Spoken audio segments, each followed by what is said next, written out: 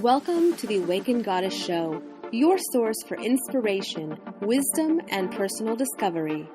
The place to learn from a diverse mix of mentors, metaphysical experts, spiritual leaders, and best-selling authors from around the world.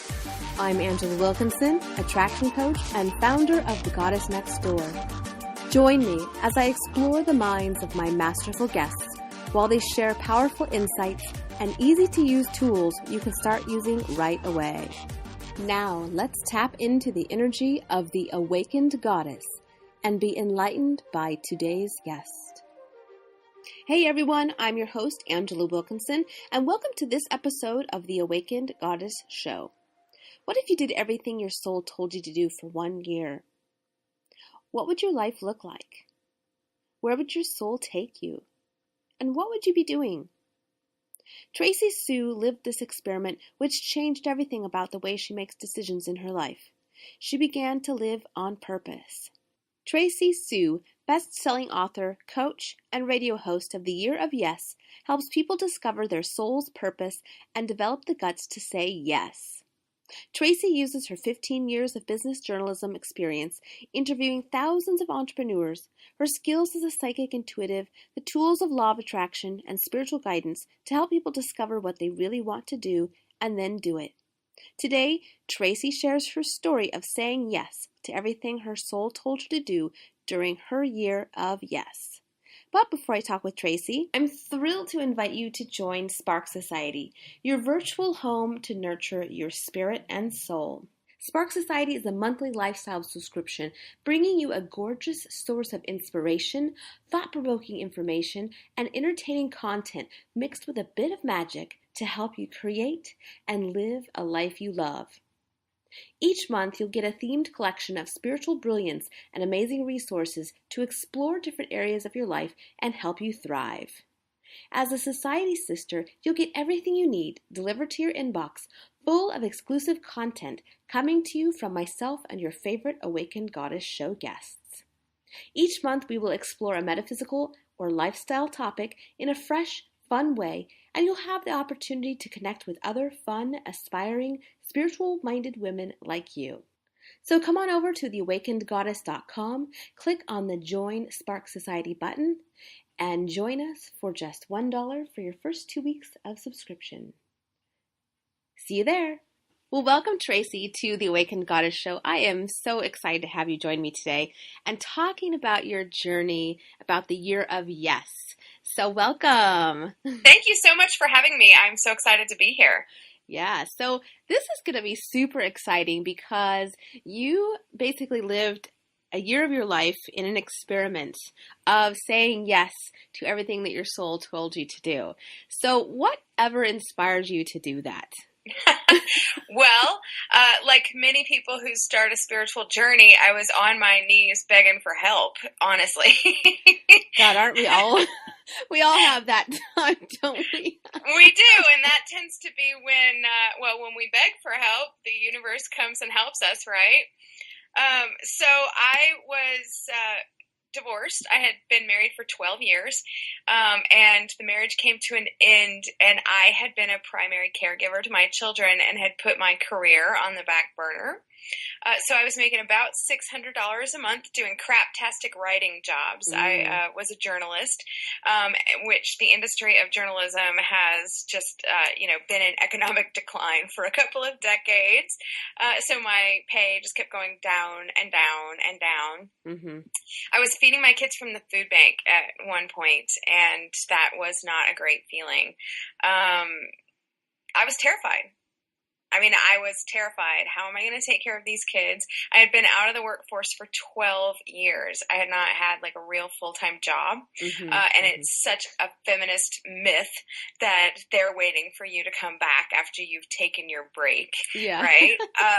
They were not waiting for me with open arms after I took my break. Oh, thank you. Where have you been? We're so glad you're here. Yeah, I guess your break was just a tad too long.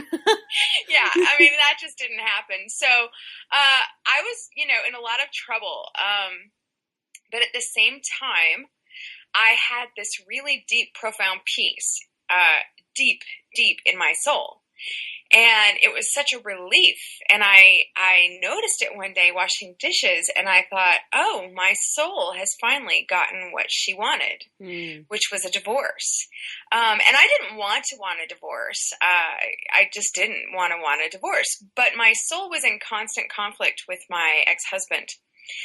He wanted me to go do something practical and, get a full-time job doing some crappy customer service or whatever. But my soul came here with a purpose. Yeah. She wanted to write and she wanted to coach people, and I'm really good at it. So to me, it was a waste of my talents and a waste of my gifts to just go get a customer service job. And what I really wanted, what my soul really wanted, was for him to support that, because I supported his career, and I was very, pro, what do you want to do with your life with him? And he wasn't doing that for me. And it made my soul very, very unhappy. So if my husband was winning and I was doing a crappy job I didn't want to do, my soul was miserable. Yeah. And if my soul was winning, my marriage was miserable. So I was always in conflict. And it was horrible. Being in conflict is the worst feeling. And it's what so many of us go through life feeling, is being in conflict. But I realized, my soul got what she wanted. And this feels so good. Like, it was such a good, profound feeling, even in the midst of my financial trauma, and even in the midst of my fear. It felt so good that I asked a really legitimate question. What if my soul always got what she wanted? Where would I be? What would my life look like? What if I said yes to everything she asked me to do? What would I be doing? What would my life look like? And I was already on my knees, and I had to rebuild my entire life anyway. So it was a perfect time to just start saying yes. So I made a commitment that I would do this between January and December of 2013. And I just followed the breadcrumbs, the promptings of my soul, of spirit. And it was a really incredible journey. I bet. Oh my gosh. Well, we'll come to that in just a second. What kind of came across my mind was how many of us do deny our soul what our soul wants, to do what we think we're supposed to do, or think what we should do, or what other people want us to do. And it's just interesting. I think that a lot of times we don't even recognize when that's happening. No, we don't. We don't. And I think the majority of people do that, at least in some point of their lives or another. And if you're feeling discontent in your life, that's how you know whether you're doing that or not, right? If you're discontent and you're thinking, I want more, or I wish I could. Like, how many times do you hear people in a sentence say, well, I wish I could do this, but I'm doing this, right? Yeah. Well, you want what you want because it's meant for you, right? It's meant for your soul. That's why you want it. Yeah. But you're doing something else because someone else has an agenda for your life, like my husband did, or like your parents do, or like your church does, or the PTA president, or your neighbor, or your children, right? Everybody has an agenda for your life. And it actually takes quite a bit of guts and bravery to say, you know what? I see that you want me to do that, but I'm going to choose what my soul wants instead, even if it seems irrational, even if there's no good reason, even if it seems like a huge risk. I'm going to say yes to what my soul came here to do. And when people finally do that, it is terrifying. It does feel like jumping off a cliff. Yeah. But I have found that people can rely on one major promise. Your soul knows where she's going. She knows the fastest, easiest way to get there, and she'll never, ever steer you wrong, right? It's a hard promise to have faith in, but I found that it's true in myself and in my clients. Sure. Yeah, it's like that intuitive part, the wise part. Is this, when you talk about soul, could we also call this like our wise self? Are you talking about the same thing? Yes, I am. I am talking about the same thing. A lot of people have different names for it. It's your inner goddess. It's your inner wise woman. I used to call her a lot. Basically, it's the piece of you that is God, that is eternal, that is, like manifested in this body, yes, but not dependent on this body for existence, right? Yeah. So if your body died, your soul would still exist. And it's my belief, and many traditions have a version of this, many religions, traditions, and philosophies have a version of this, that your soul came here to do something. Right? It came here to learn something or serve a purpose or teach something or experience something. And for many different people, it is different what that is. But Mm-hmm. when you find it and you begin doing it, your life becomes much more content and fulfilled and happy. And when you don't do it, there's always going to be a little piece of discontent in you. Mm-hmm. Even if you look around your life and you go, what I've got is really good. You know, I've got this house and I've got this family and I have this marriage, you know, and those are good. If you're not living your purpose, you're still going to have a piece of discontent. Sure. Yeah, because there's a part of you, the wise or the intuitive, the soul part of you knows that you're a little off track. Yes, you're a little off track. I've been noticing so many people are doing Plan B. Mm-hmm. Right? Mm-hmm. Plan B, which seems to be the safer choice. And I say the ego loves same because it confuses same with safe. Yeah. Right? And so we tend to do the same things over and over and over in our careers, in our marriages, in our relationships, in our family dynamics, right? Mm-hmm. We tend to choose same because it feels safe, but it's not the same thing. Because, you know, in reality, we all know there really is no such thing as safety. I mean, Mm-hmm. if 2008 taught us anything, it's that anything could fail. I mean, like your Plan B could fail. Mm-hmm. In fact, I heard this great quote by Jim Carrey. He did a speech. You can find it on YouTube. But he said, you know, my father became an accountant. He would have been a fantastic performer and a fantastic comedian, and that's really what he came here to do. But he thought it was safer to become an accountant. Mm. And then one day, after 20 years or something, he went to his job. He got fired. And Jim Carrey says, if you could fail at what you don't want, why don't you at least try at what you do want? Oh, and for some reason, that's so scary for us, right? It is. It is. And I'm thinking that this process of discerning between the voice of your soul and the voice of your ego, that was, like, how did you, it seems to be like a really difficult thing to do. So how did you learn to discern between the two? It is a difficult thing to do, and if you're having difficulty, don't feel alone, because philosophers and seekers have been trying to do it through many means for, you know, thousands of years. So, yes, it is. And I developed a lot of different ways, a lot of processes that really worked for me, and I've tried them on clients repeatedly, and they also work for them. One of them is the soul versus ego smackdown. Yeah. Which I really enjoy. You tap into your soul, your intuition, your inner wise woman, and then you allow your ego some space to speak, right? Because I don't really believe that we can silence the ego. I believe that we can choose something different, regardless of what the ego is saying. But one of the keys is to silence the outside voices, right? Is to, like, just, your soul's talking all the time. Sure. All the time it's talking in yoga, it's talking in kickboxing, it's talking in the car, you know, it's talking like little things that we don't think about. Like one time I would go into a pharmacy or anywhere that you could get vitamins, and I would hear the name of a vitamin over and over and over and over and over, right? Inside my soul, inside my head, right? This internal voice kept saying the name of a vitamin. And I ignored it for a really long time, because I couldn't find a good reason for wanting that vitamin. I didn't really know what that vitamin did or why my body would need it. And so I just didn't really want to spend the, $6 on it. Right. Yeah. This is just some dumb, crazy thought, you know, why should I buy it? My soul tormented me to the point where I just bought the damn vitamin, and I took the vitamin, and I don't really know. I couldn't point to like, oh, and then I slept better or anything like that. But I know the voice shut up. Right. Yeah. And I know that the voice is wiser than I am. And I know that, you know, it could have affected something that I wasn't aware of yet. Like the symptomology hadn't shown up yet. Right. Or it's just little things. Your soul's always telling you little things. One time I was cashing a check, and I was getting this cash, and I heard put more money in the account, put like $30 in the account. And I just, you know, we're always arguing with our soul, our inner voice. Yeah. So I said, no, I want this money for something else. I don't have any more bills to pay. I'm not putting it in the account. So I get home and my account is now overdrawn because, Yeah.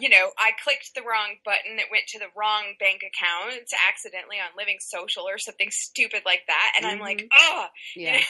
like, why didn't I listen to that inner voice? And this happens all the time to us. And most of the time it's minor, but sometimes it's major.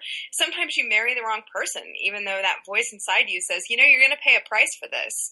Oh yeah, I was at the closing table of buying an investment rental property, and right then I had that sinking feeling that I should be not doing that, but it was like I was in that moment signing the documents. It was like the deed was already done, and then what happened? The whole market crashed.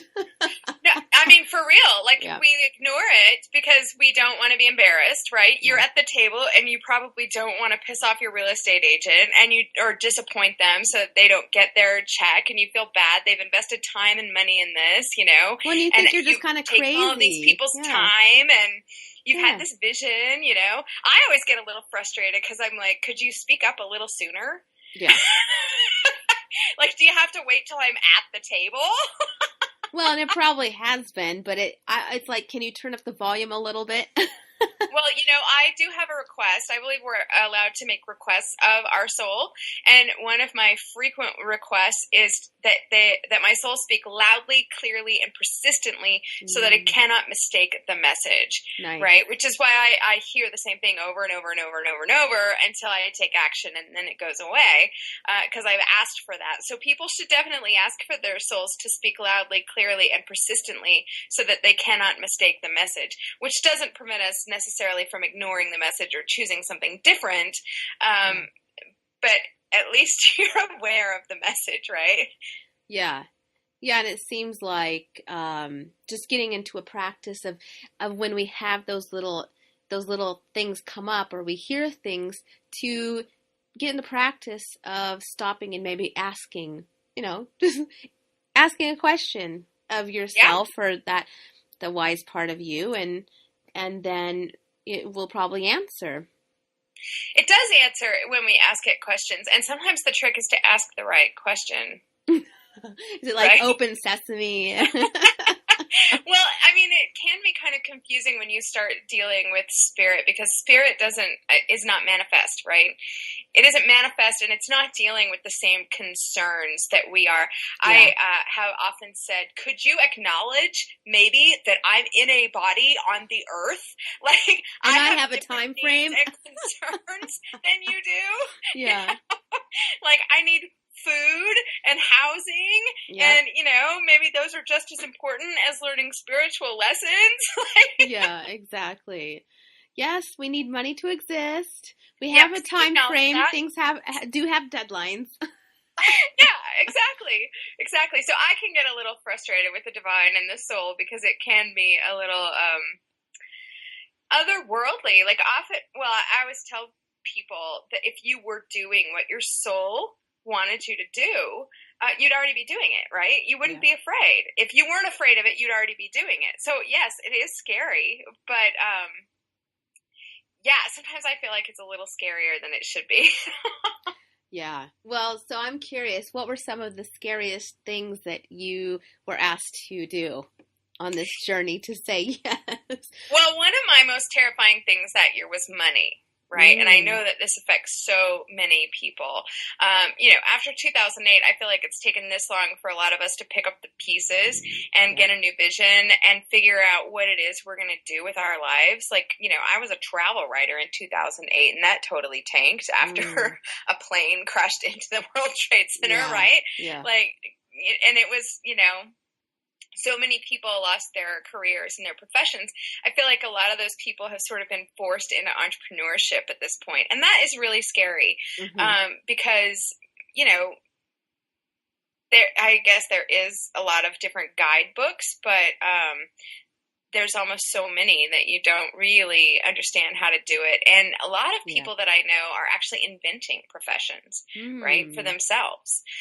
You know, I work with one woman, she's an ET healer, right? Like, oh, I'm sorry, like, where's the guidebook for that? How to become a professional ET healer that actually makes money, right? And so you're talking about that out together. And tell people what you're talking about so people know what ET is.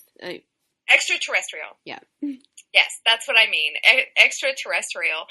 So I work with her, and we're just like reinventing things, inventing how to do things that have really never been done before as professions.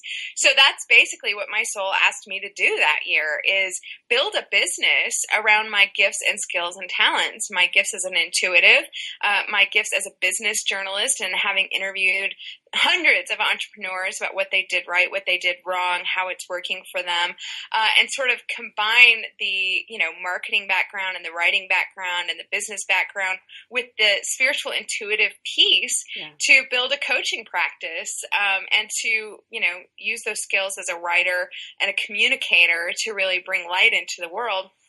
And these were things my soul had been calling me to do for a long time, but my husband was blocking it. Yeah. Right. He was saying, I'm not going to support that. I'm not going to invest money in that. I'm not going to, you know, I'm not going to help you do this because I don't want you to do this. Right. Which was making my soul miserable. Yeah. So a lot of the scariest things my soul asked me to do was invest money I felt like I didn't have.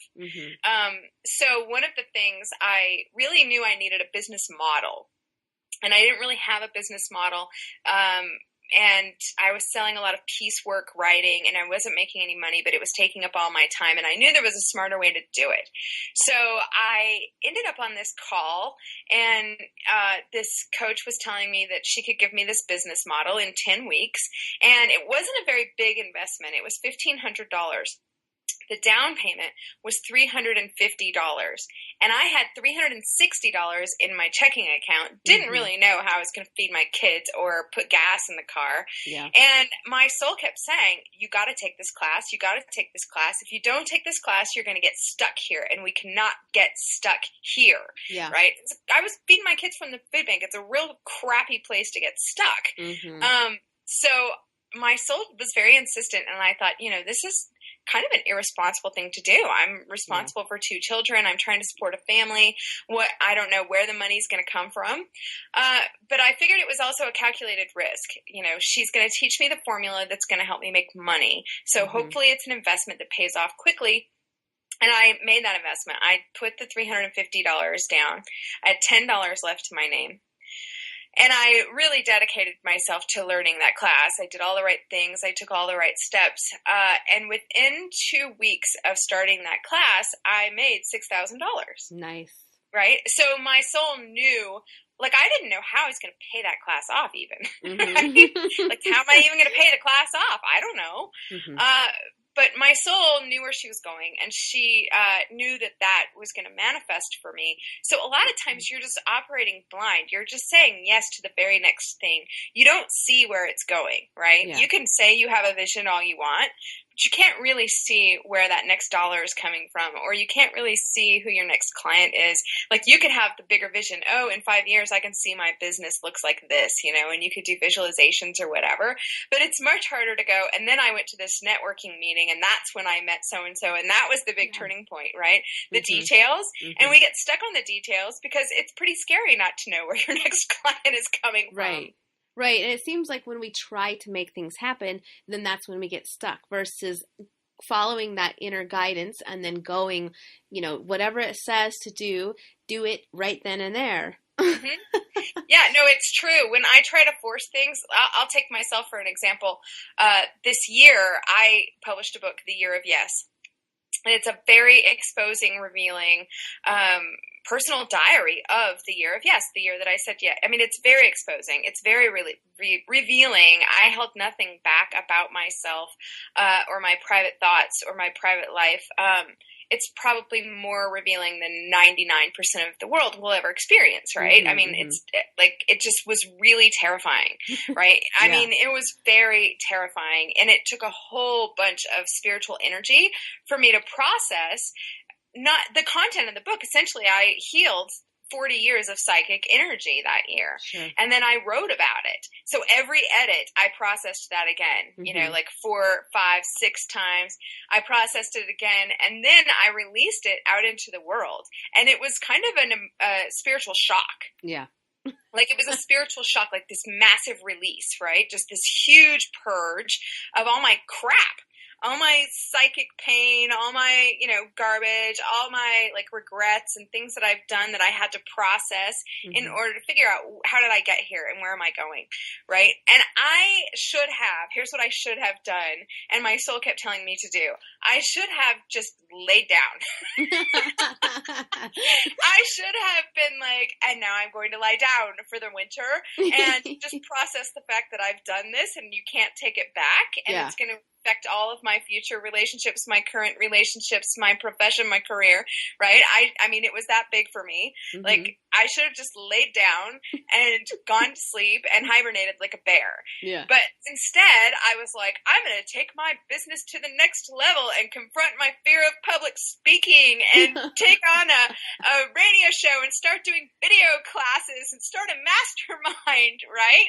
Which was a bad call, because what I ended up doing is investing a lot of time, a lot of energy, trying to push through, trying to make it happen, when what my soul really knew that I needed was to process and rest, you know, just to have like a spiritual and just kind of get used to the idea that I had done this, and that, I mean, it's pretty disconcerting when you run into someone at a networking event and they're like, oh, I read your book, and you think, oh, I wrote about, you know, orgasmic meditation in that book. You know that I dropped my pants at a meetup group. Yeah. This is really not really what you expect this networking person to know about you, you know? Yeah. It's like they know everything about you. There's nothing to hide. And there isn't anything to hide, and it was very freeing. But what I shouldn't have tried to push through, because I lost a lot of money doing it.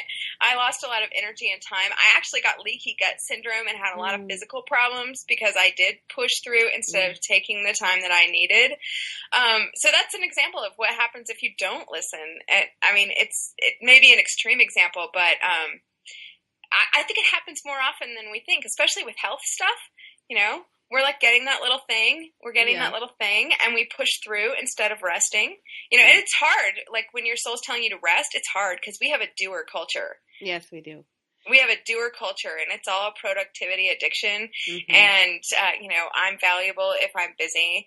And when your soul just tells you to lay down for a couple months, it's terrifying, you know, and we resist that. I resist it. Oh, yeah. Yeah, because you think it to our logical mind, it just doesn't make sense that laying down and relaxing and taking care of ourselves is going to bring in the money. It's like, no, it's true. Yeah. It's so hard to be like, oh, well, I should just take a nap instead of go to a networking group because laying down is going to make me richer. Like that is a very hard concept for us. I just ran away to Mexico for a week, and it triggered all of this new business and inquiry and whatever, because I was like, oh my God, my soul just kept saying, get out of here. We have to get out of here. We have to get out of here. And so I got this tax return, and I was like, okay, I'm leaving. And I just took off for a week by myself to Mexico, and I like met this amazing man the second I got out of the taxi. And when I got home, there were all these messages waiting for me. Oh, we want to hire you. Come do this or whatever. And I was like, oh, okay. Rest, relaxation, fun, you know? Yeah, it's like we have to get out of our own way.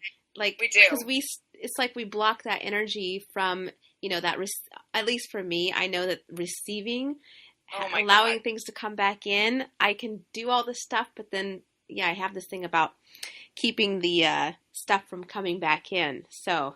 You know, I have worked on that for 2 flippin' years. 2 years I have worked on the receiving piece. Yeah. And, I see it in a lot of my healer clients, right? The more helping your profession tends to be, the less good at receiving you are, right? And the law of attraction law is ask and you shall receive, right? And it's so hard for helpers and givers and healers to ask. Yeah. So, we don't charge enough money, or we just don't even ask for the business, or, it just gets very difficult. And I have worked on that on so many different dimensions and levels and lifetimes to receive. Mm-hmm. It's, I've got a app on my phone that pops up a reminder like 50 times a day. I am ready to receive. I've got a big, huge art on my wall in front of my desk. Receive. Like, come on, Mika. Yeah. Oh my gosh. So it seems like our soul really makes us kind of jump through hoops, or really puts us to the test of how much are we willing to stick our neck out there and kind of go blindly into the unknown. So what's that about, do you think? Well, I find it really irritating. I know. Just so we're clear on that. I don't know if it's necessary, or if it's part of our culture, or if it's a phase. I haven't quite figured that piece out. I always am looking for reasons or ways to make it easier for me, right? Mm-hmm. And that's one of my major requests. Okay, if you want me to do this, give me the resources and time to make it possible. Yeah, I don't know. I've really struggled with that one, especially when you start dealing with like if you're not manifesting and you start working on a belief, right? The belief can get very painful, and it can get very deep, and it can get very dark in you while you struggle with that, while you work through it. And you're thinking, like, I'm always thinking, God, is this necessary? Yeah. Like, is all this trauma necessary? Or could I just go, you know what, healed, boom, boom, boom, and move on with my life? Mm-hmm. And lately I started to sort of make some conditions around that.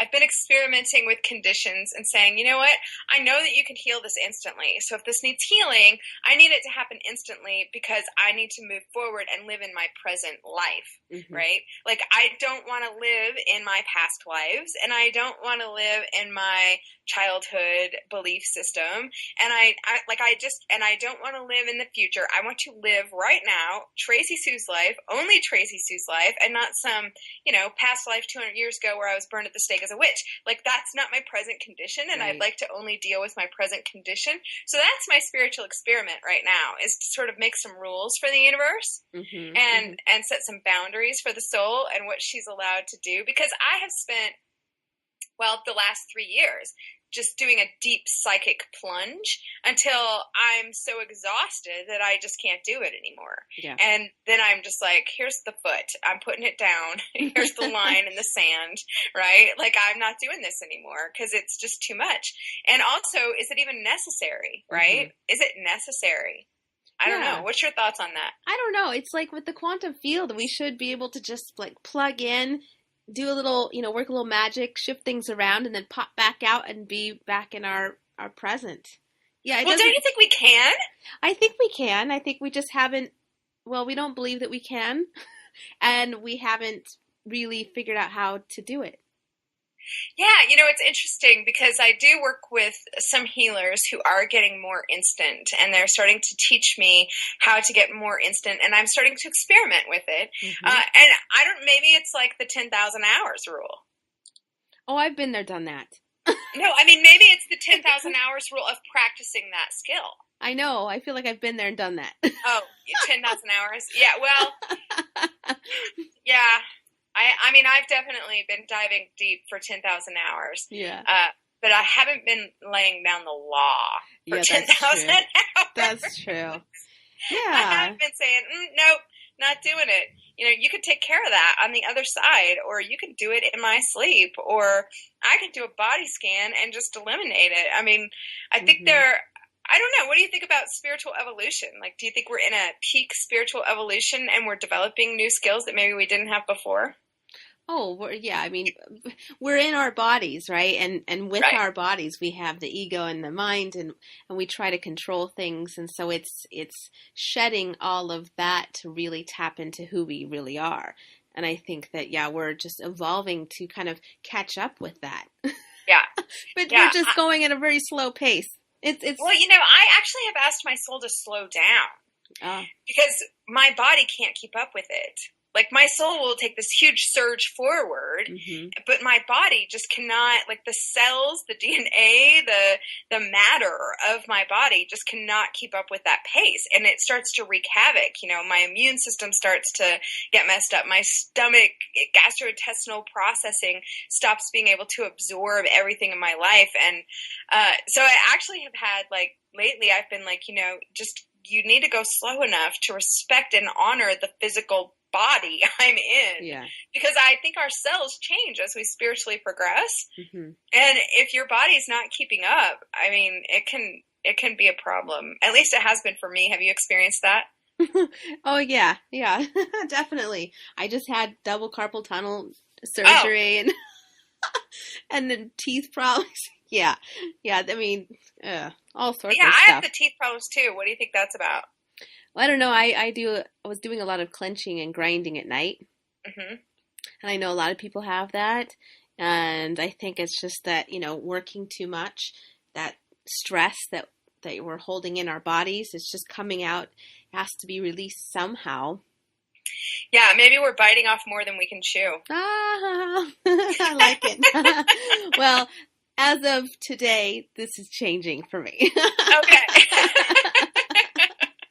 Yeah, because it's so interesting, our mind-body connection. It's so literal. That's what's interesting about it to me. Like, I'm grinding my teeth when I'm biting off more than I can chew. And then I got leaky gut syndrome at the exact same time that I published a book where I spilled my guts. Oh, God. Like, I just spilled my guts all over the place. And then my guts stopped absorbing and started leaking. And I was like, oh, God, it's just so freaking literal, right? Well, so then I have to say, oh, I can absorb all the nutrients. And well, don't release too much at once. Ha ha ha. Well, it's true. It really will wreak havoc on you.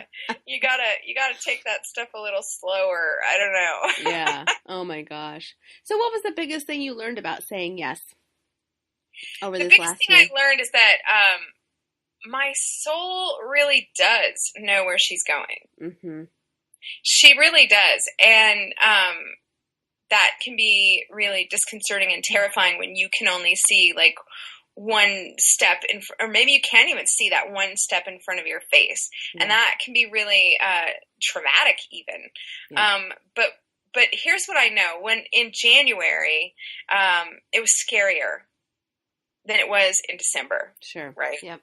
And I actually have adopted this as my lifestyle, of course, because I don't know, once you start living in the way where you're saying yes to your own soul, you just don't go back to other people's agendas, right? You're just not going to do that. What are you going to do? Start listening to other people again or your ego again? No, you're not going to, because it feels so good and peaceful and profoundly pleasurable even to say yes to your soul when you start to get the results. So it's really a trust relationship. You know, that your soul builds trust with you and you build trust with your soul. Your soul needs to trust that you're going to follow and say yes. Yeah. And you need to trust that your soul's going to steer you in the right direction and not cause you harm. Right? Because we are afraid that our soul is going to cause us harm. And sometimes it feels like our soul is causing us harm. Like when we, you know, like my business tanked this winter. Like I invested all this money to take it to the next level when I didn't have any energy and I should have been resting, and it tanked. Yeah, went the opposite direction. It's like, you didn't listen, so we're going to cut you off. Yeah, exactly. And, you know, it sucks sometimes. But, I think trusting my soul was the big lesson. Like just trusting, okay, the next yes, the next yes, the next yes. That for me was huge. So then how did you quiet down your ego? Because it can get so loud and then we just sit there and doubt ourselves, and then it's like, then you get confused of who's talking. Yeah, no, it's such a good question. I mean, it's really the biggest question, right? How do you know it's your soul? How do you silence the ego? And in the free gift, I'm going to teach you a process that it's a video course. I'm going to teach you a process that'll walk you all the way through it. But one of the ways that you do that is through exercise.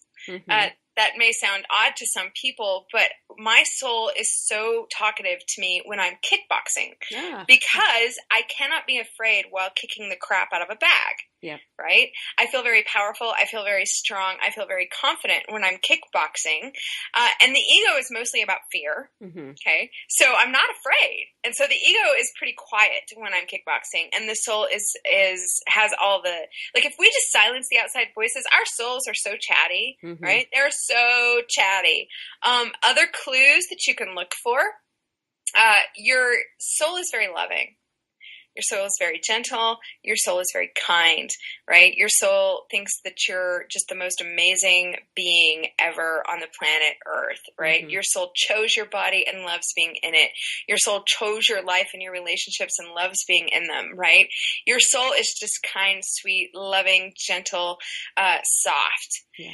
Your ego, on the other hand, will call you names, tell you you're a loser, tell you you're never going to make it. The ego has 3 really good lies that are easy to identify in American culture. I don't have enough time, I don't have enough money, and I'm not good enough, right? Yep. So if you're hearing, I don't have enough time, that's ego. If you're hearing, I don't have enough money, that's ego. If you're hearing, I'm not good enough, that's ego. If you're hearing name calling, I'm a loser, I'm an idiot, I can't figure this out, that's ego, right? So those are some ways, and the ego is often angry, fed up, sick of you, right? Thinks that you're doing it wrong all the time. Yeah, right? Like totally a critic. The ego's mean. Nag. Yeah. The ego can be very cruel. So those are a couple of different ways that you can tell the difference. So when you had those times when you were feeling really uncomfortable, how was it that you followed through? Like, what got you through to where you're like, okay, I feel like this is the right thing to do. So even though I'm really uncomfortable, I'll do it anyway. A lot of it is just taking a deep breath and jumping. I mean, I wish I could tell you that there's some magical way for it to not be scary anymore.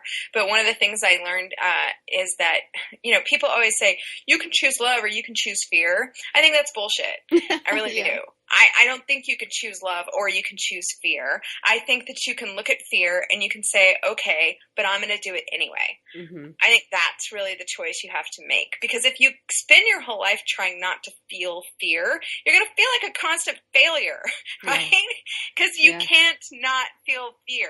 I mean, maybe a Buddhist monk can sit in the same spot being, not living in reality in today's world and go, well, I feel no fear.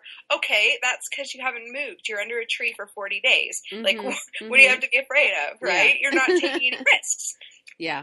Risks produce fear. And when your soul is asking you to do things, that's usually a risk on some level, whether it's an emotional risk or a spiritual risk or a financial risk or a relationship risk, right? You might be facing like some social confrontation with someone who doesn't want you to do that, your spouse or your mother or your children. Like if you say, here, I'm making this change, you might get some kickback. It's totally normal, natural, and okay to be afraid of that. Right? Like it's totally normal to say, I'm afraid of that, but I'm going to do it anyway, right? I'm going to choose to say yes to it anyway because I want to be happy. I want my soul to be happy. So, it was just a lot of facing fear and going, I'm just going to do this. Public speaking last year, my soul had me confront my fear of public speaking, and it was terrifying the whole year. It was horrible. It was just awful, but I did an event last year in January that had me laying on the floor wondering, what is wrong with me? Why would I ever put myself through this? Just sick to my stomach in terror. And this year I did the exact same event. It was super fun. It was super exciting. I wasn't afraid at all, right? Good. Because I dived in and just took every speaking opportunity that I could find and just faced the fear, right? Like I could have sat there forever. In fact, I did for many years sit there and go, I just want to feel love about this. No, I'm afraid of this. Right? I'm scared. I don't want to do it. They're pushing you out onto the stage. Yes, and my soul, and it was preventing me from, taking my career where I wanted to go and preventing me from saying what I want to say. And, it was holding me back. This fear was holding me back. And the only way around that fear was just to jump in, face it head on, and make myself do it. Yeah. Oh my gosh. Yeah, I kind of have that same thing about doing speaking events. It's scary. It is. Well, I mean, it's not scary now because I just did it so much that it just passed, and that's the thing. We get so afraid of things. I was so afraid of my divorce. Yeah. I was so afraid to get a divorce. I was terrified to get a divorce. I didn't want to ruin my children's lives. I didn't want to be financially screwed. I mean, I didn't know what was going to happen next. Like I wanted my marriage to work, but it wasn't going to work. Mm-hmm. There were things that were not going to change, and they were things I couldn't live with, and we were unhappy, right? So it was scary as heck to get a divorce, and I'm so glad that I did it. Yeah. I'm so glad that I did it. My children are happy. My ex-husband is happy. I'm happy. It's working, right? Our relationship before wasn't working. Mm-hmm. Our relationship now is working as co-parents. And my soul knew that it was going to turn out that way, but I avoided getting a divorce for a long, long time, and it made me conflicted and miserable. Misery's in the conflict. Yeah, isn't it interesting how we just put ourselves in these situations and we tolerate the most awful circumstances? It's true. It's true. Wishing and hoping and it's I going to will get see better. People. Go ahead. Oh, I was just saying we're wishing and hoping it's going to get better, and it's like we I don't know, fantasize about changing things, but usually it doesn't happen. It doesn't. Like I have one client who has a really crappy job and is making no money, but she doesn't want to change because what if she has a really crappy job and isn't making money? Yeah. Right? And this is just the human condition. Yeah. Because her ego is telling her, well, you're safe here. You at least know what the really crappy job and the no money looks like. Mm-hmm, and I at least knew what this marriage looked like. I at least knew what was around the corner. I knew, we were living the same year of marriage for 12 years. I knew what the next year of marriage was going to look like. Yeah. And sometimes knowing what it looks like is less scary, even if knowing what it looks like even knowing next year's going to suck too. Mm-hmm. Like, next year is going to be just as unfun as this year. It's hard to choose and go, well, I'm going to choose door number 3, even though I don't know what's behind it. Yeah. Yeah. Choose it's like change. Yeah, it's interesting how once people are in relationships, they're so afraid of being single again. A lot of times it's like, oh no. Yeah. I really enjoyed being single. Mm-hmm. The first year and a half, I didn't date at all. And I wanted to clean off the energy of my marriage. Marriage has an energy of its own. Every relationship has energy of its own. And we become different people in relationships, and that's not a bad thing. But you really do have to get to know who you are after a relationship ends, because now you're not half of a couple who makes choices based on what the other person wants and needs, mm-hmm. which in a relationship is a perfectly legitimate thing to do. But when you get out of a relationship, I feel like it's important to figure out what do you want to do without another person's agenda, right? So for a year and a half, I didn't date, I didn't touch men, nothing, right? Nothing. And then when I started to date, I started to really enjoy exploring male energy. Mm-hmm. I had been with the same masculine energy for 12 years. So I was like, well, what are men up to these days? Who are they? Yeah. They're not 20 and they're not going to kegs, or at least I'm not meeting them at kegs, kegger parties, and, or in bars. I don't drink anymore. I have no interest mm-hmm. in going to a bar to meet someone. So it's been really interesting and really informative about myself and what I want and what I need and what is okay with me and what's not okay with me. And frankly, making my own choices has been so awesome. Yeah. Just having autonomy and being like, you know what, I'm making a choice that I'm going to buy this without thinking about what he's going to feel about my purchase mm-hmm. has been liberating. Yeah. I'm going to Mexico. You're like, I'm going by myself. And I'm just making a choice here. I'm not checking in with someone who might care. It's pretty liberating to be single for a while, I think. Mm-hmm. because you really, you begin to understand more about yourself and understand what you really need and what you want. And then what are my deal breakers? I literally know what my deal breakers are now. Yeah. I know what I can and can't live with. Mm-hmm. And that's kind of awesome. It's new. Are you single? Yeah, I'm single. How do you like it? Oh, I love being single. You do? I think I almost like being single a little too much. But, I'm open, so we'll see. We'll see. Usually I don't date in the winter. I'm just not in the mood. Yeah. Not in the mood. Just being cozy. Yeah. Being cozy, staying in. And then spring comes and I'm like, I'm going to date everybody. Yeah. Well, that's another reason why I love New York. It's like I'm walking everywhere and there's just so many people that you come in contact with. And just my personality, very flirtatious and bubbly just in nature. Oh, good. It's not anything other than that. And so that works very well for me. That's awesome. Yeah. Yeah, I love New York. It's fun. I never dated in New York though, and I kind of regret that. I kind of went there with a man, and then I've thought, and then I married him, and later I've thought, if I just would have waited, a couple months, who knows what would have happened, right? Yeah. If I just would have moved there by myself, instead of taking someone with me, totally different life. Yeah. Totally different life. Yeah. New York has an energy of its own, and the men, same thing. You've got the businessmen, they're very masculine. Yeah. Very focused. Yeah. Yeah, masculinity. I'm kind of in love with it. Mm-hmm. Mm-hmm. I'm kind of a fan of the masculinity. I really enjoy it.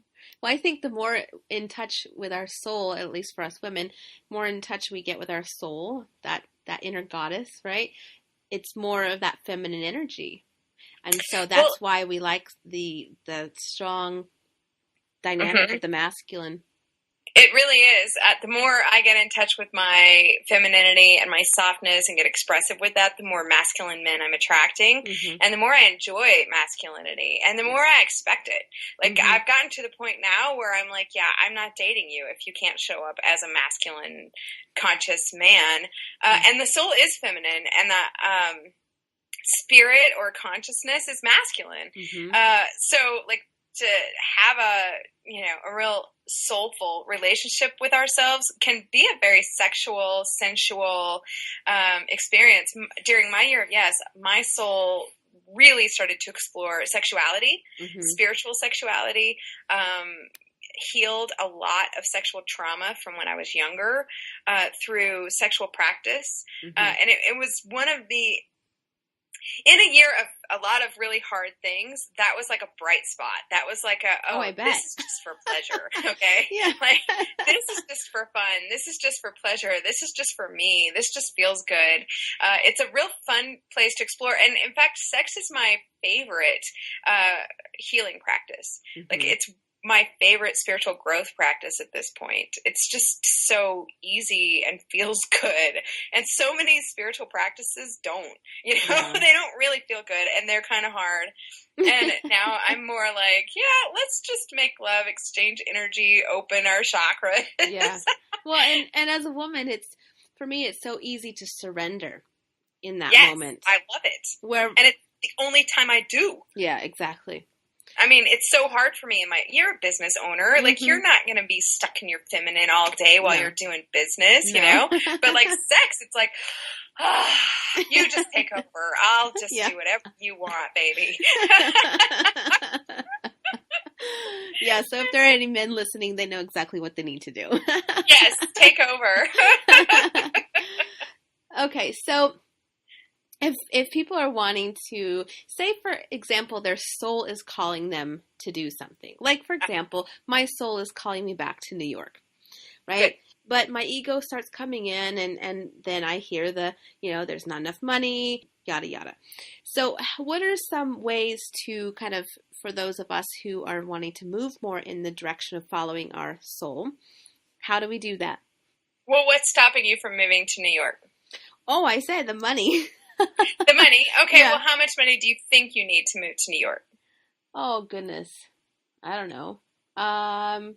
We'll just say $6,000. Okay, because you need to pay for what? rent. I need to clear up some debt before I go. Who says? People I owe.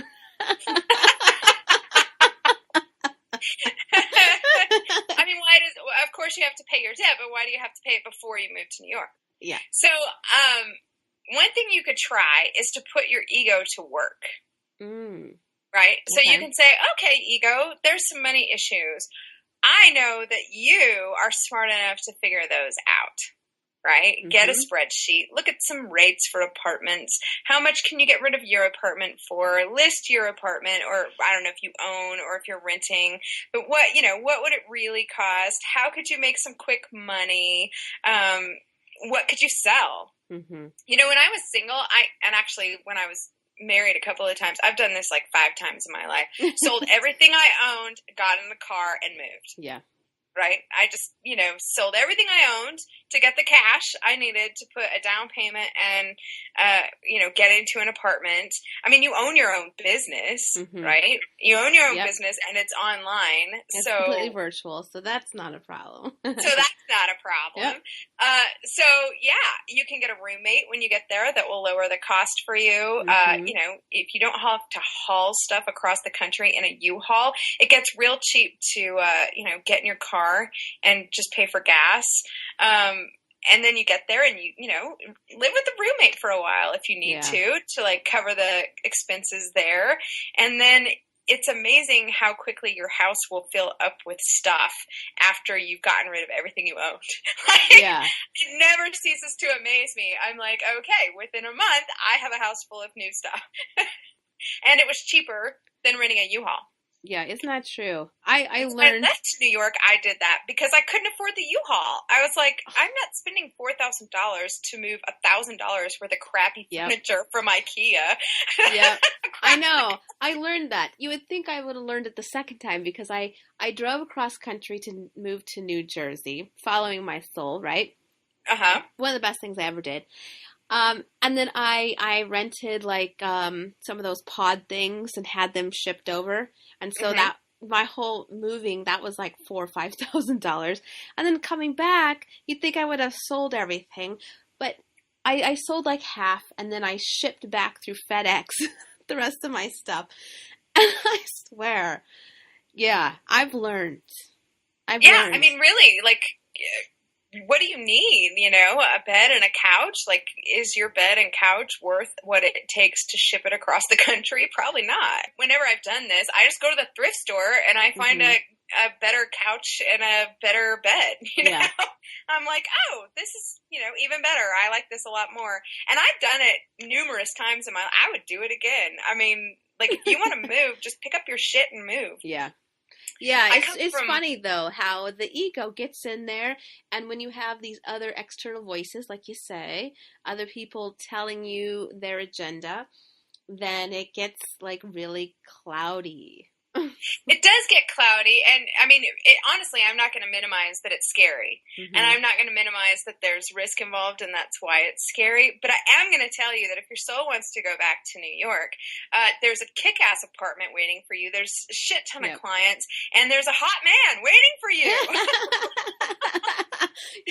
What am I waiting for? What are you waiting for? Poor guy's having to sit there and wait. He is. He's just sitting there going, man, I wish I could meet a perfect woman for me, and I just can't meet anyone. And, because people don't, when we're doing law of attraction, we always think about what we're trying to attract, but someone's trying to attract you. Yeah, exactly. And, you got to do the man some service and get your butt to New York. It's time to surrender. Just say yes to it. I mean, I can't think of any real practical reason why. I mean, if you get an apartment in New York for what you're paying now or less, you can pay your debt off when you get there. Yep. I know. Hey, I've had it for a little while. Just have it a little longer. Make it a home. Get comfortable. Oh my gosh. Well, this was so much fun. It was so much fun. I had a great time. So, Tracee, how can people learn more about you and connect with you and all that good stuff? Well, they can learn pretty much everything about me if they buy my book, The Year of Yes. Yeah. If you want and you can get that on Amazon. Yeah, the revealing untold story. Oh my gosh. I mean, so many details. You'll just, a lot of people say, I can't believe she said that. That's what they say. I can't believe she said that. So it's a titillating read. And you can also find me at my website at TraceeSiou.com. That's TraceeSieux.com. And there's a free chapter of the book there that you can get. And I know that you're going to give one of my classes, the Soul versus Ego Smackdown, away. And people can really learn to listen to their soul or their ego with that class. Yeah, that's how they can find me. Awesome. I have a mastermind that's pretty cool, where we do a lot of classes and coaching calls and a Facebook group to build energy. When you do law of attraction, the more people, you know this, you have a mastermind, the more people that you connect your desire with, the easier and faster things manifest for you. So TraceeSiou.com, Amazon.com. Cool. Yes, and I'll definitely put links to all of that on your show page. So people will easily just pop on there and click on through and click around. Yeah, definitely get her book. Find out all the juicy details. Yeah, they're juicy. Some of them. Awesome. Well, thanks again. So and now I'd love to hear from you guys. The most awesome discussions happen after the show over at theawakenedgoddess.com. So get yourself over there and leave a comment right now. Did you enjoy this episode? If so, subscribe to the show. And of course, it would be absolutely amazing if you shared this with all of your friends. And if you want even more incredible resources, come on over to theawakenedgoddess.com and sign up for email updates. And until next time, goodbye, everyone. Thank you for listening to this episode of The Awakened Goddess. I hope you enjoyed today's show and took away something you can start using in your life right away. For more spiritual insights and to listen to more episodes, subscribe to The Awakened Goddess Show at thegoddessnextdoor.com and discover wisdom that'll change your life.